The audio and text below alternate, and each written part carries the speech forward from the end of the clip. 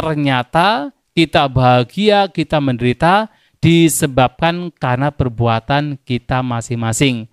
Maka kalau kita ingin bahagia, kita harus banyak melakukan kebaikan. Fakta yang kedua atau dhamma sejati, kebenaran yang ditunjukkan oleh Sang Buddha yang kedua adalah ketidakkekalan. Walaupun sesungguhnya hampir semua orang tahu hidup itu tidak kekal. Semua orang tahu bahwa hidup itu adalah perubahan. Tetapi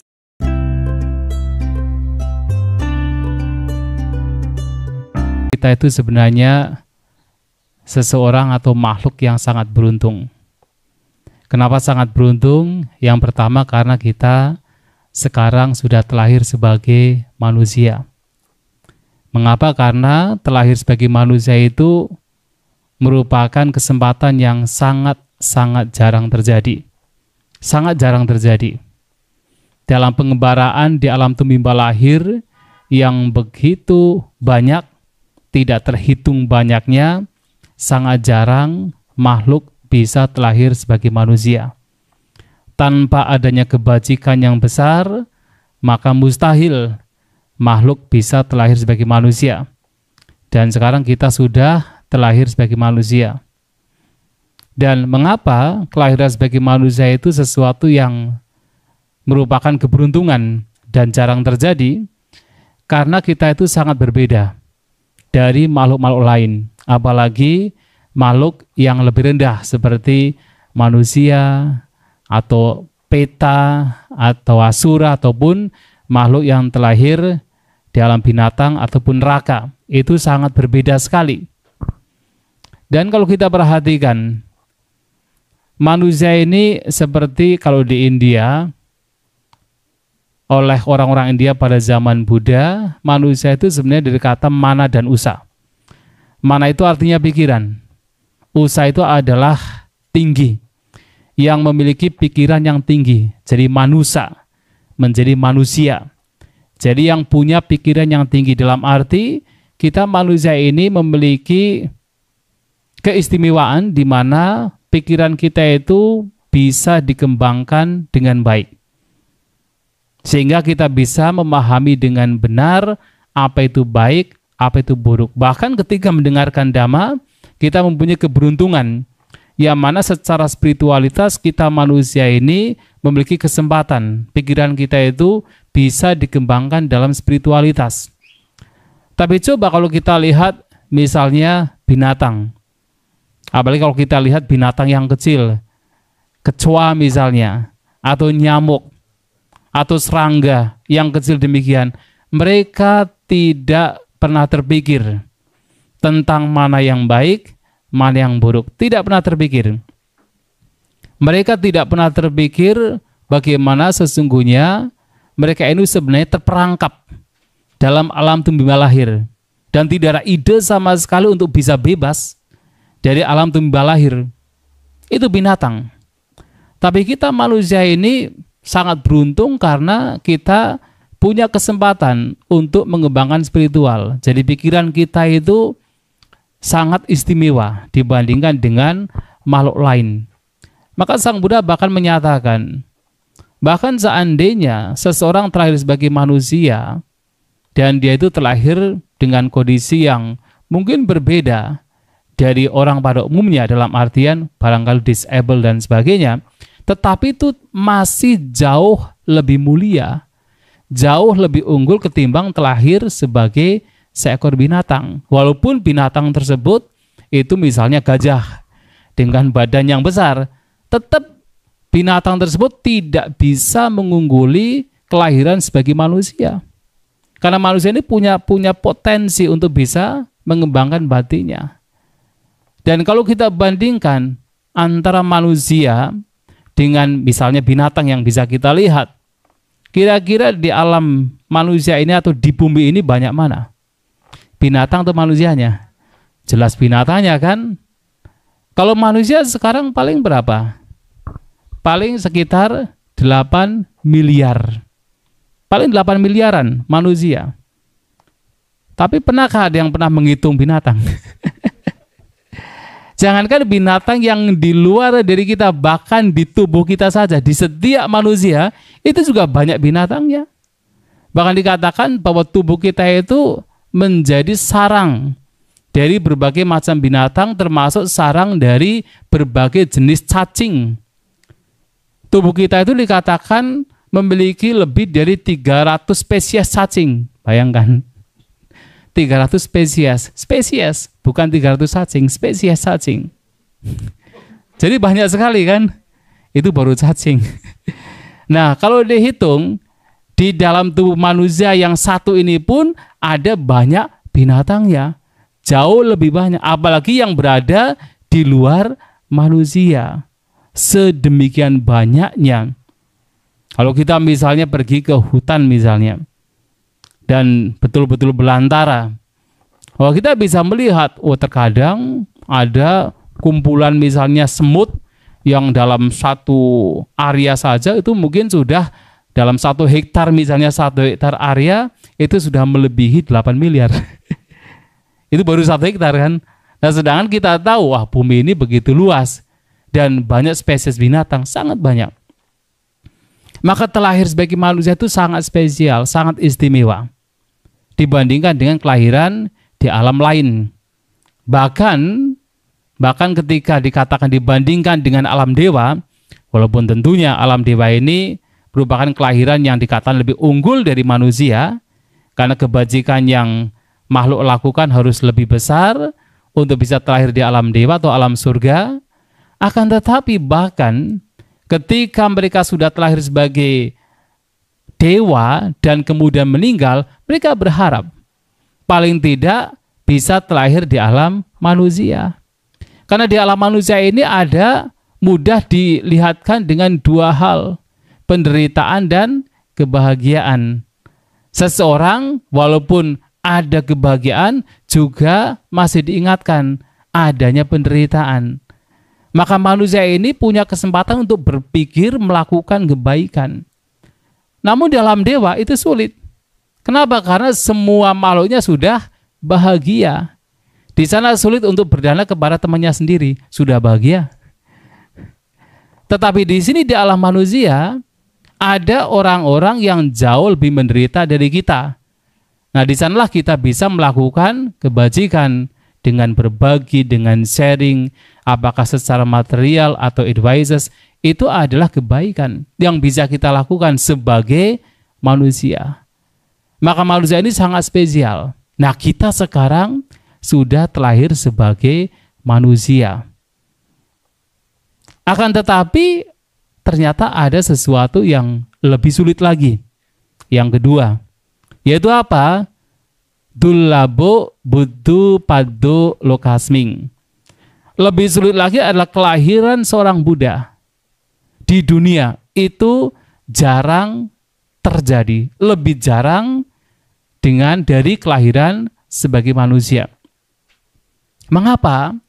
Ya bayangkan, dalam kurun waktu sekarang sudah lebih dari 2500 tahun, hanya ada 1 Buddha kan?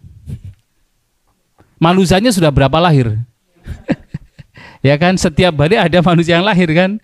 Tetapi dalam kurun waktu yang sedemikian beratus-ratus tahun, ribuan tahun, baru ada 1 Buddha. Dan ini akan terus berlanjut.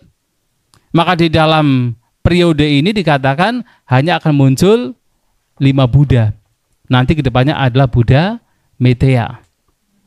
Dan bahkan dalam 10.000 tata surya hanya memungkinkan ada 1 Buddha. 10.000 tata surya.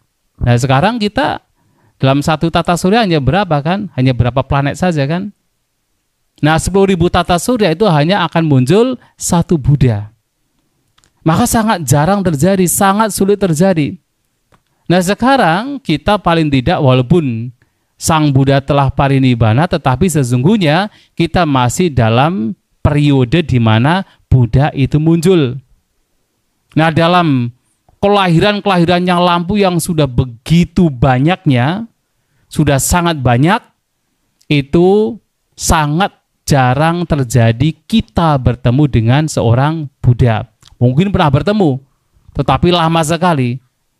Dan mungkin pula Buddha muncul, ternyata kita sedang terlahir sebagai katak. Atau sebagai ikan di samudra yang begitu jauh dengan Buddha yang muncul. Bisa terjadi.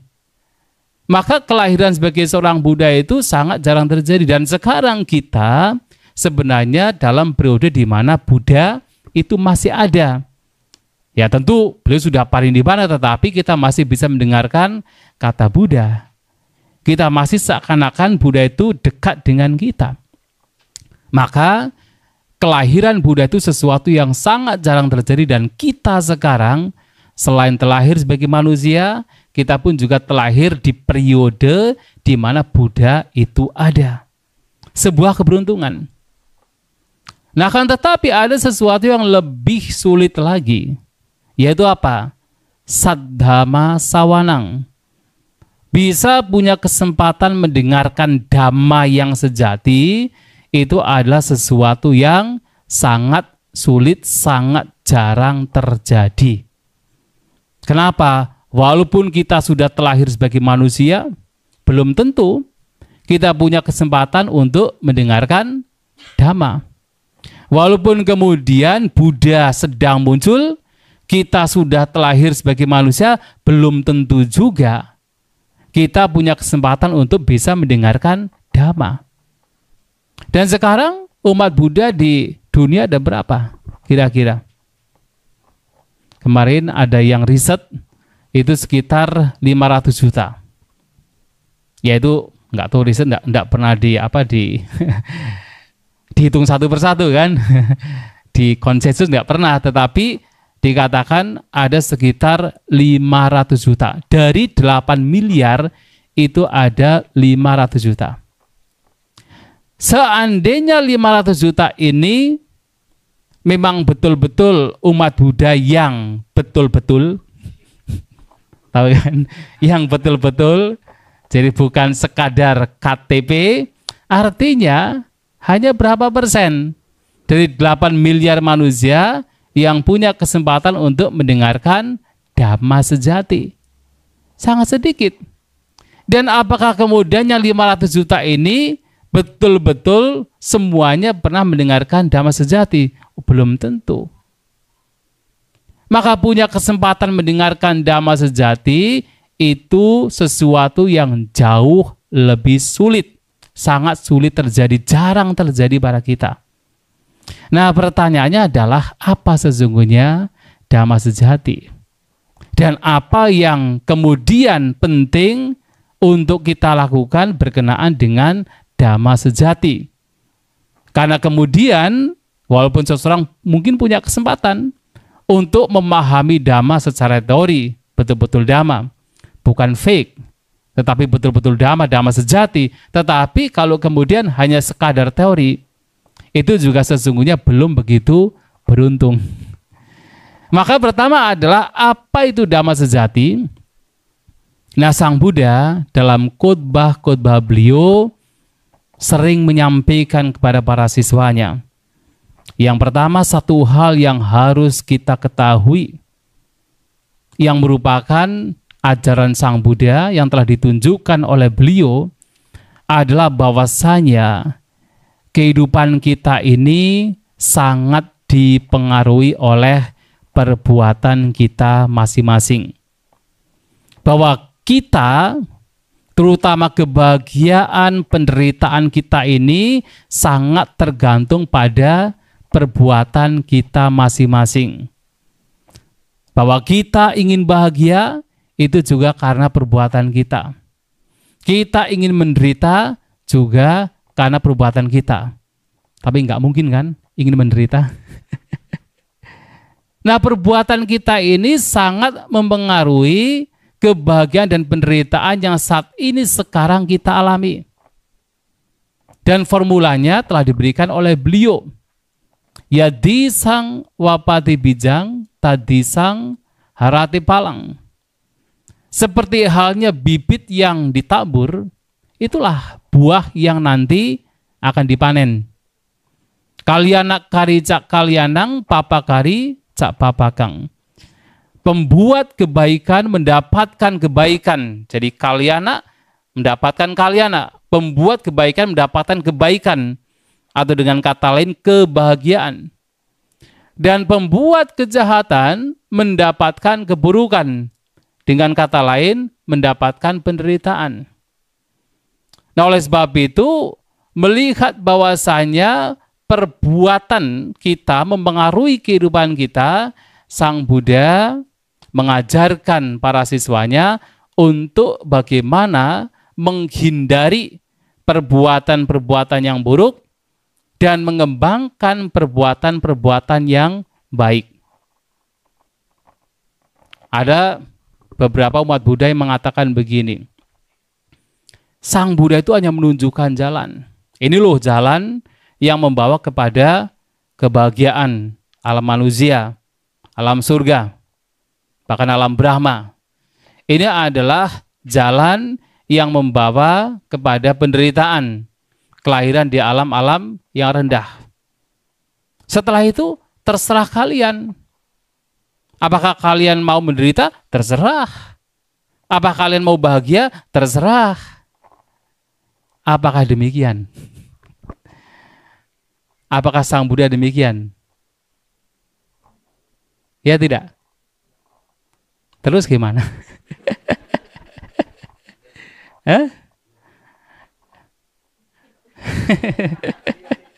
Ya kan ada yang iya, ada yang tidak kan?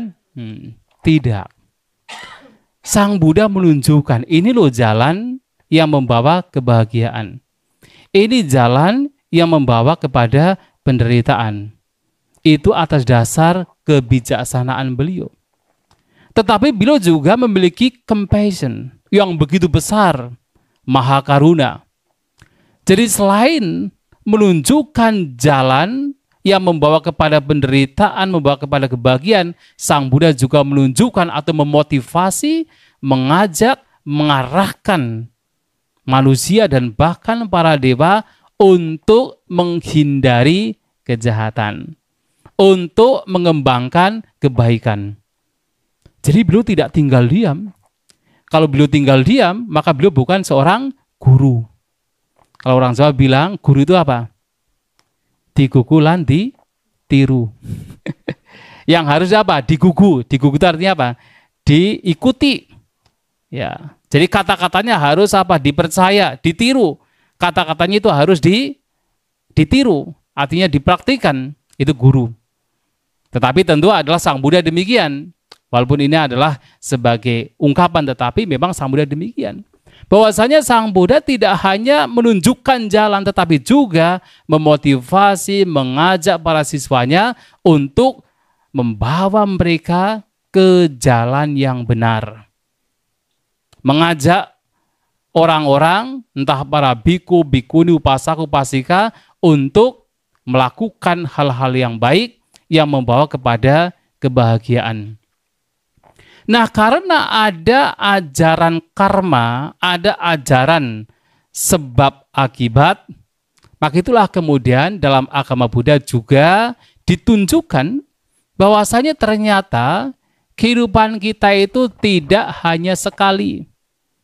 Bahwa kita itu sesungguhnya telah mengembara di alam-alam kehidupan yang begitu banyak, yang bahkan tidak terhitung. Apapun yang sekarang kita alami, terkadang menderita, terkadang bahagia, itu merupakan buah dari perbuatan-perbuatan yang lampau. Mengapa sekarang kita masing-masing manusia terlihat berbeda? Ada yang kemudian terlahir dengan kehidupan yang serba kecukupan. Saya mudah menyampaikan karena mereka adalah orang-orang yang dulunya suka berbagi. Dulunya suka berdana. Namun ada orang-orang yang ternyata terlahir dengan kehidupan yang serba kekurangan. Nah, belum menyampaikan karena ini hasil perbuatan dari orang yang tidak suka berbagi, yang kikir, yang pelit dalam kehidupan yang lampau. Kenapa ada orang-orang yang punya umur yang panjang? Ya kan, tetangga kita katanya sudah 102.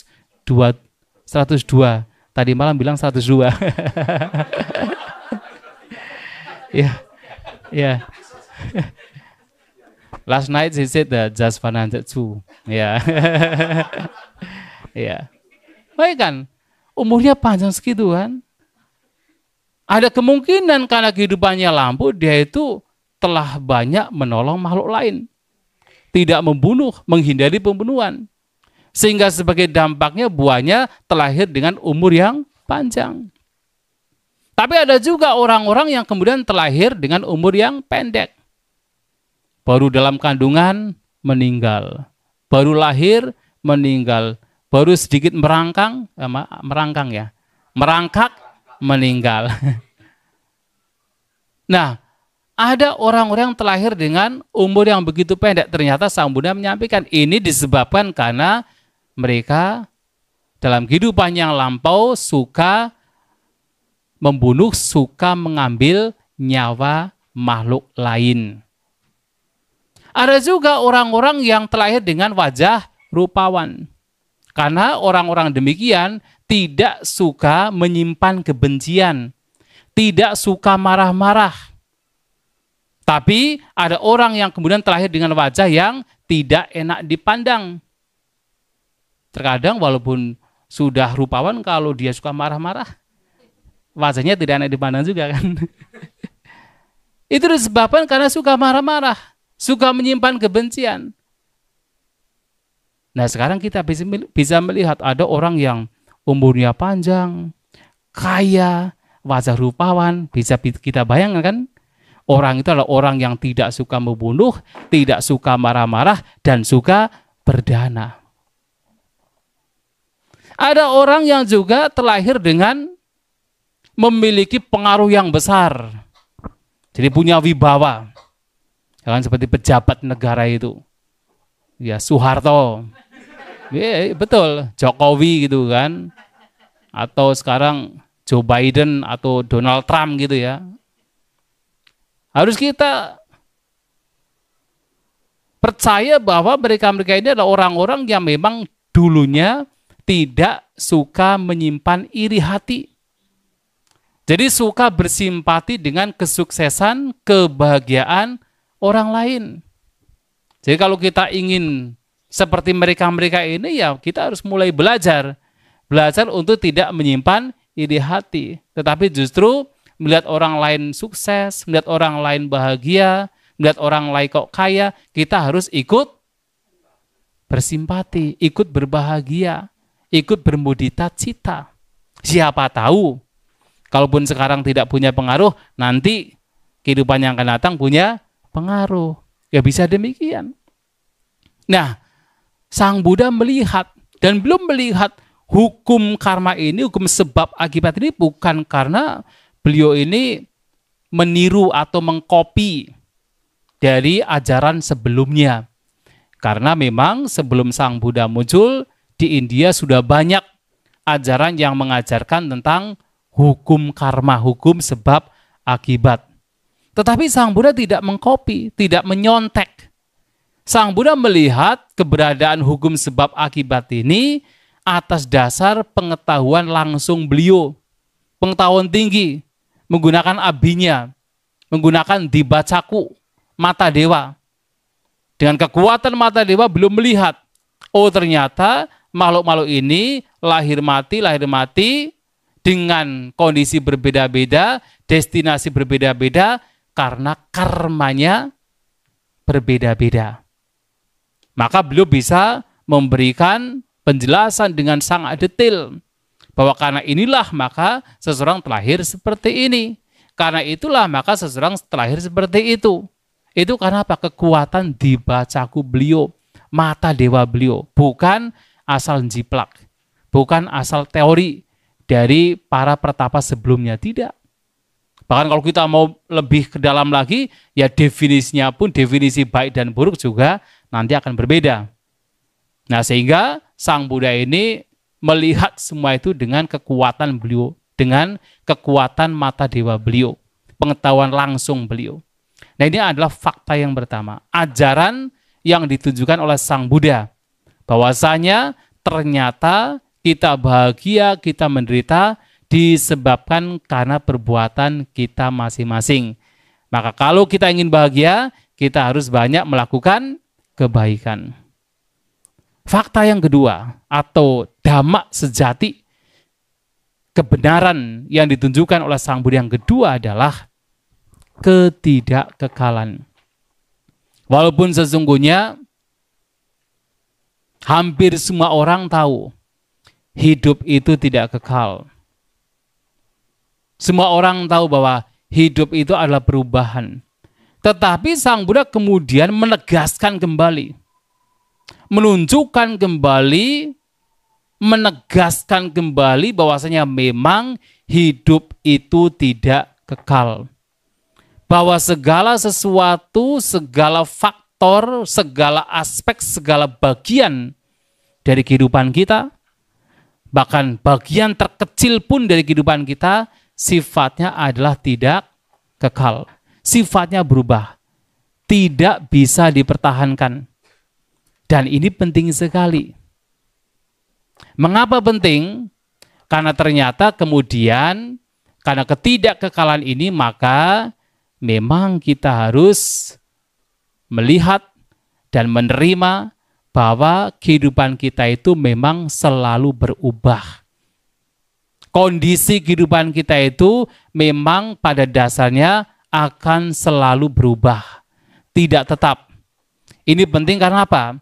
Kalau kita tidak menerima perubahan, sementara perubahan itu akan terus terjadi setiap momen, tapi batin kita tidak menerima perubahan, maunya apa yang menyenangkan, kita genggam, kita lekati, kita miliki terus-menerus, apa yang terjadi? Menderita. Maunya ketika ada sesuatu yang tidak menyenangkan, kondisi yang tidak menyenangkan, kita harus buru-buru melepaskan, buru-buru kita tuh lari dari kondisi demikian, apa yang terjadi? Menderita. Sedangkan kehidupan kita ini, kita harus mengalami untung dan rugi. Tidak hanya untung saja, tetapi juga rugi. Dalam kehidupan ini, kita pun harus mengalami tidak hanya punya status kehidupan yang baik saja, tetapi kadang kita juga mendapatkan nama yang tidak baik. Tidak hanya dalam kehidupan ini kita terus mendapatkan kata-kata yang menyenangkan, kata-kata yang indah, kata-kata pujian, celaan, hinaan, kritikan, itu juga akan datang pada kita. Tidak hanya dalam kehidupan kita terus kita mendapatkan suka, mendapatkan bahagia, tetapi duka, perpisahan, berasosiasi dengan yang tidak menyenangkan, tidak mendapatkan yang kita inginkan, musibah, kecelakaan, sakit juga akan datang pada kita. Dan itu adalah sesuatu yang akan terjadi pada semua orang. Baik yang bijaksana maupun yang bodoh, baik mereka yang kaya ataupun yang miskin, baik mereka yang berpengaruh atau tidak berpengaruh, baik mereka yang kuat maupun yang lemah. Hal-hal ini, perubahan ini, ketidakkekalan ini akan terjadi pada siapapun. Dan itu adalah fakta yang harus kita terima. Hanya nanti bedanya adalah, mereka yang mengenal Dhamma, yang mendengarkan Dhamma, mengenali Dhamma, mengimplementasikan Dhamma dalam kehidupan sehari-hari, mereka ini di tengah-tengah perubahan yang terjadi, mereka tidak menderita. Karena menerima perubahan sebagai sebuah kewajaran. Menerima perubahan sebagai sebuah keniscayaan. Mereka tidak menderita. Tetapi mereka yang tidak mengenal Dhamma, tidak mempraktikkan Dhamma, ketika perubahan terjadi, mereka akan menderita. Mereka akan didera oleh penderitaan. Karena apa?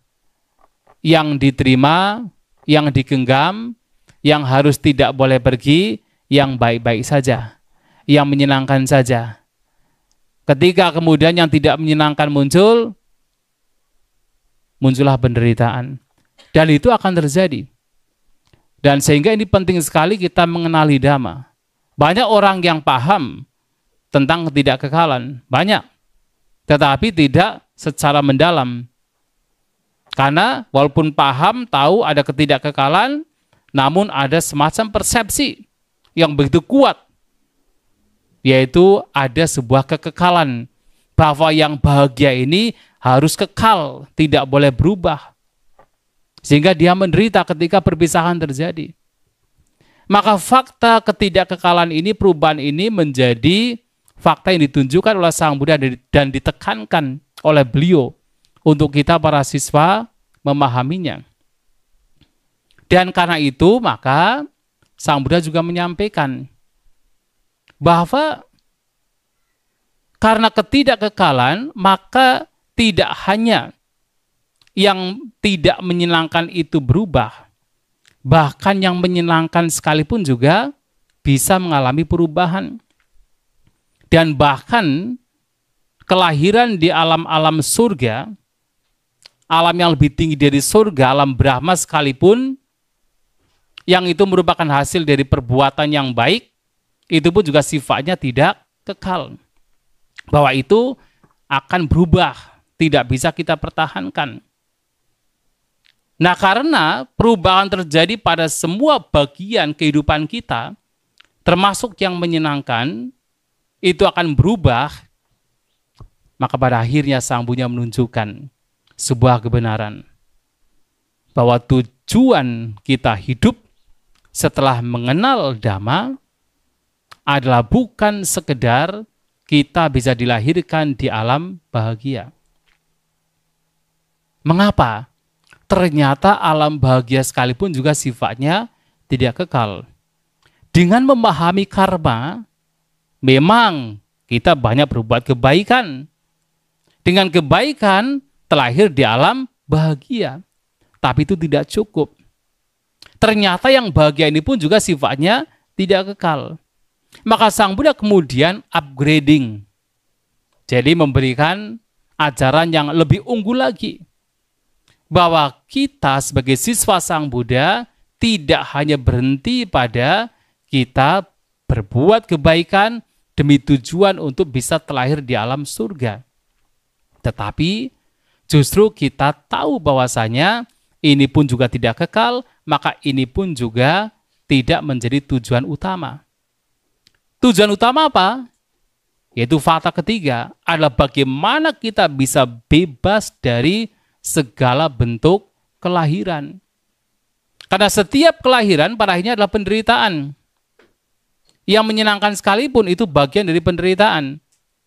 Maka apapun perbuatan yang kita arahkan pada akhirnya itu adalah perbuatan yang nantinya membawa kepada kebahagiaan yang tertinggi. Yaitu bebasnya kita dari tumimba lahir. Maka di sini tidak hanya kemudian kita berusaha dalam kehidupan di alam tumimba lahir untuk sebelum kita terbebas, berusaha untuk terlahir di alam yang bahagia, tapi pada akhirnya kita berjuang, berusaha untuk bisa terbebas dari semua kelahiran. Dan itulah kemudian Sang Buddha mengajarkan sesuatu yang sangat penting, yaitu 4 kebenaran mulia. Sebagai ajaran yang tertinggi, sebagai saddhamma yang tertinggi, ajaran sejati yang tertinggi, yang diajarkan oleh beliau, yang ditemukan oleh beliau ketika beliau berada di bawah pohon Bodhi. Ajaran yang membawa setiap manusia, setiap makhluk, ketika memahaminya, ketika menembusnya, membawa setiap makhluk untuk terbebas dari kelahiran. Beliau menunjukkan bahwa memang pada dasarnya kehidupan adalah duka. Setiap aspek kehidupan yang sifatnya berubah itu adalah bagian dari penderitaan. Yada nicang tang dukang. Jadi apapun yang tidak kekal itu semua adalah duka, penderitaan. Apa yang tidak kekal? Semuanya. Baik yang ada dalam diri kita maupun yang di luar diri kita, semua sifatnya tidak kekal. Dan yang tidak kekal pada dasarnya adalah duka, penderitaan. Dan sehingga beliau juga menunjukkan pada kita sebab mengapa ada penderitaan. Yang tidak lain adalah kotoran batin kita. Keserakahan kita, kebencian kita, ketidaktahuan kita. Apapun bentuk kotoran batin yang ada dalam batin setiap makhluk, itu adalah sebab mengapa penderitaan itu terus terjadi. Itu adalah sebab mengapa seseorang atau makhluk terus mengalami kelahiran. Bahwa kotoran batin itu semacam driving force, kekuatan yang mendorong. Seperti fuel, seperti bensin. Yang membawa seseorang makhluk untuk terus mengalami kelahiran. Kotoran batin. Nah, maka untuk bisa bebas dari tumimbal lahir, dari penderitaan karena tumimbal lahir, beliau juga menunjukkan bahwa satu-satunya cara adalah melenyapkan sebabnya. Karena sebabnya adalah kotoran batin, maka kotoran batin harus dilenyapkan, tidak ada cara lain. Dan bagaimana kita melenyapkan? Maka kebenaran mulia yang keempat, yaitu dengan mempraktikkan jalan mulia berunsur 8. Kita berjuang untuk mengembangkan pandangan benar, untuk selalu berpikir yang benar, berpikir yang positif. Tapi ternyata berpikir yang positif itu harus punya definisi yang berbeda. Karena saya pernah mendengar, ada banyak orang ketika berbicara berpikir positif, ternyata pikiran positif yang masih berkenaan dengan kesenangan indera. Nggak usahlah menderita, yang penting happy saja, enjoy saja, kita pergi ke bar gitu kan. Itu dianggap sebagai pikiran positif. Ternyata itu terjadi, maaf saja, di negara barat. Bahwa pikiran positif itu bukan pikiran yang bebas dari kebencian, bebas dari keserakahan, tetapi justru terkadang itu muncul karena keserakahan. Itu bukan pikiran positif. Justru itu adalah pikiran yang membawa kepada bertambahnya penderitaan. Jadi kan orang mungkin lagi stres, kemudian nggak usahlah dipikir. Udah ayo kita pergi ke bar, kita minum-minum, kita enjoy the life gitu kan, pesta gitu kan. Pikiran positif dianggapnya. Tapi tidak tahu bahwa itu adalah sebab penderitaan yang tidak akan ada hentinya. Seperti orang minum garam. Ketika haus kemudian minum garam. Bukannya kemudian dahaganya lenyap, semakin dia haus. Untuk sementara rasanya mungkin tidak haus, tapi sementara justru dia akan semakin haus. Minum lagi, haus lagi, minum lagi, tambah haus lagi. Akhirnya apa? Dehidrasi. Saya mudah mengatakan bahwa sebanyak apapun kesenangan indrawi yang diperoleh, seseorang tidak akan pernah merasa puas. Akan selalu kurang. Unoloko atito. Dan pada akhirnya apa? Tanhadaso. Menjadi budak dari nafsunya sendiri. Ketika hidup hanya untuk mengejar mencari kesenangan indrawi. Nah, pikiran positif di sini tidak demikian. Pikiran positif adalah pikiran-pikiran yang membawa kepada lenyapnya kotoran batin. Lenyapnya keserakahan, lenyapnya kebencian, lenyapnya kebodohan. Karena tahu, pandangannya sudah benar. Punya pandangan bahwasanya salah satunya adalah sebab penderitaan adalah kotoran batin. Maka cara berpikirnya adalah bagaimana bisa melenyapkan kotoran batin, melenyapkan keserakahan, melenyapkan kebencian, melenyapkan kebodohan. Itu baru pikiran yang benar, pikiran yang positif. Nah, kalau cara pandang pikirannya benar, nanti ucapannya menjadi benar. Perbuatan jasmaninya juga menjadi benar. Tidak merugikan diri sendiri maupun makhluk lain. Kalau ucapan dan perbuatan jasmani benar, otomatis mata pencahariannya juga menjadi benar. Kan mata pencaharian yang tidak benar kan yang merugikan makhluk lain kan. Entah dengan cara membunuh, dengan cara mencuri. Mencuri tidak harus kemudian jadi perampok. Kemudian kalau korupsi, bribing, ya kan, itu juga mencuri. Atau dengan cara menipu, gitu kan. Nah, kalau ucapannya benar, perbuatannya benar, otomatis mata pencarian dia bisa survive dengan mata pencarian, pasti itu juga menjadi benar. Nah, kalau semuanya benar begini, maka upaya-upaya yang orang demikian lakukan pasti adalah upaya-upaya yang benar, daya upaya benar. Selalu mengarahkan dirinya, mengarahkan batinnya untuk tidak berucap, tidak berbuat, tidak berpikir yang justru membawa kepada bertambahnya pikiran-pikiran yang buruk, kotoran batin. Tetapi senantiasa mengarahkan batinnya untuk berucap, untuk berbuat, untuk berpikir yang membawa kepada hal-hal yang baik, membawa kepada kebebasan. Nah, kalau daya upaya benar, maka secara otomatis dia punya perhatian yang benar, dia punya kewaspadaan yang benar. Jadi punya samasati. Kalau dengan cara demikian dilakukan, akhirnya orang demikian kalaupun mendapatkan ketenangan batin, konsentrasi, maka dikatakan sebagai konsentrasi yang benar, ketenangan batin yang benar. Dan ini 8 ini yang merupakan sang jalan mulia unsur 8 ini yang sesungguhnya praktik yang harus kita lakukan dalam kehidupan sehari-hari.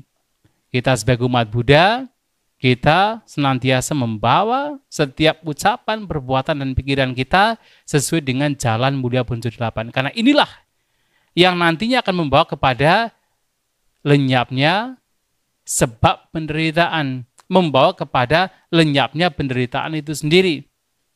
Dan kalau jalan ini dilakukan, dipraktikkan, maka niscaya, kalaupun kemudian kebebasan belum dicapai, orang demikian dipastikan kalau betul-betul hidup sesuai dengan jalan mulia unsur 8, pasti membawa kepada, kalau dilahirkan lagi, membawa kepada kelahiran-kelahiran yang lebih baik, kelahiran yang lebih bahagia, dan bahkan bisa bertemu dengan Dhamma lagi.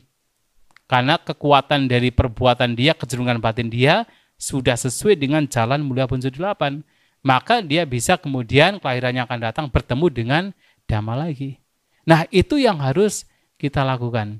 Maka Saddhamma Sawanang ini sesuatu yang sangat sulit terjadi, jarang terjadi pada manusia, pada makhluk.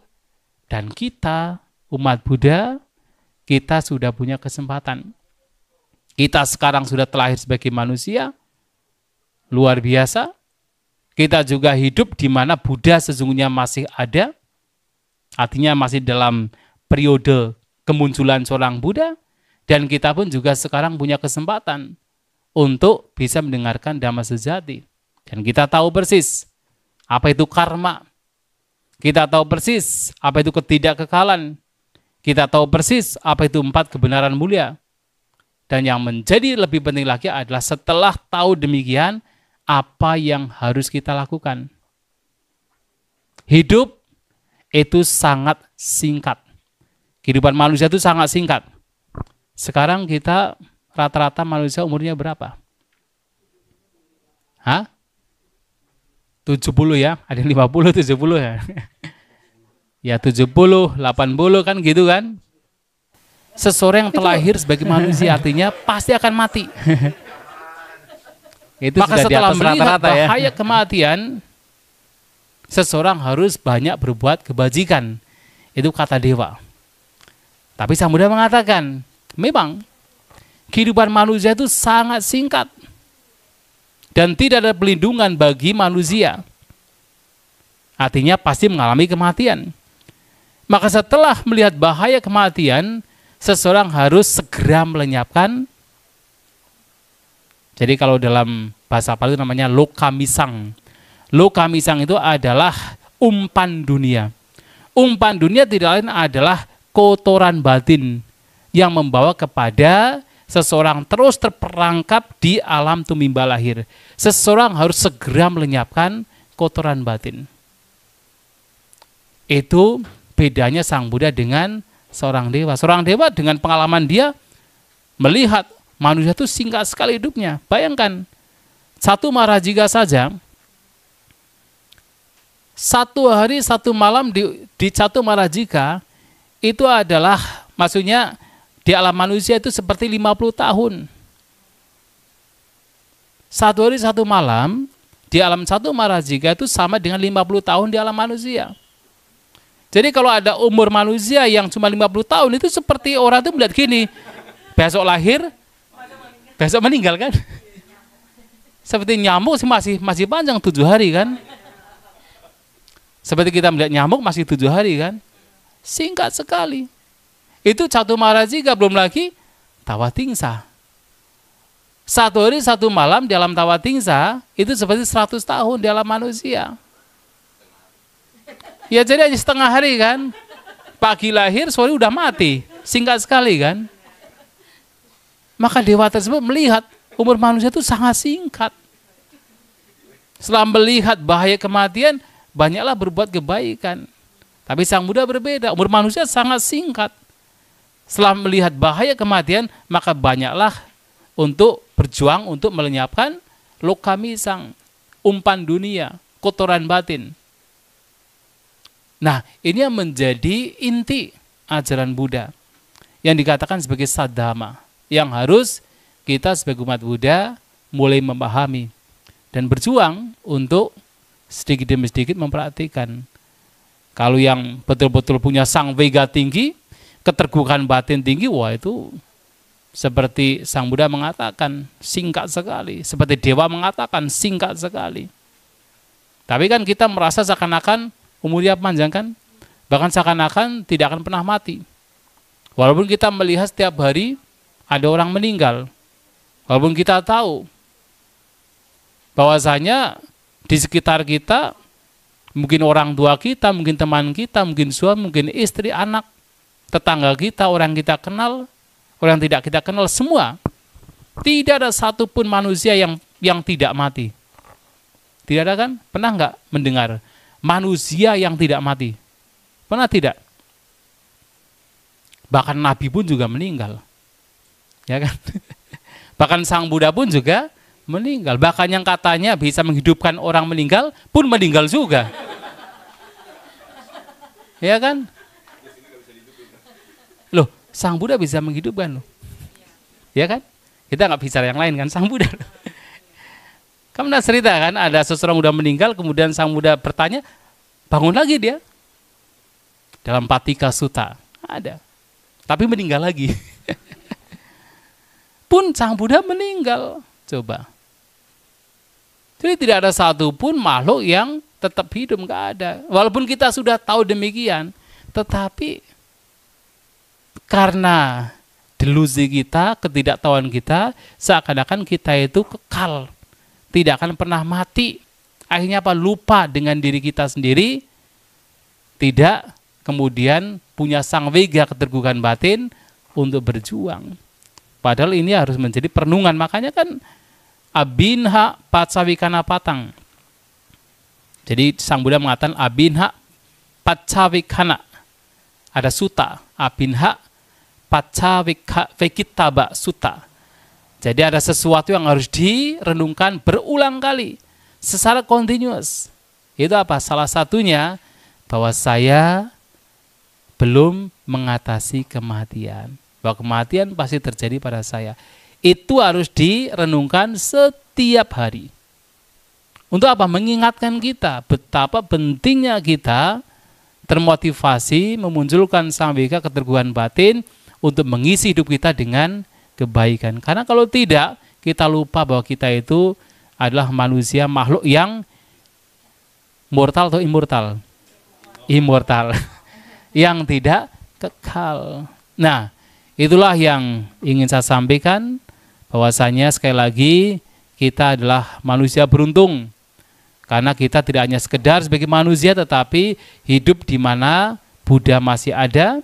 Kita masih dalam kehidupan periode Sang Buddha, kemunculan Sang Buddha, dan kita juga punya kesempatan untuk mendengarkan saddhamma dhamma sejati. Maka tinggal kita dengan kesempatan yang begitu jarang terjadi ini, kita menggunakan dengan sebaik-baiknya.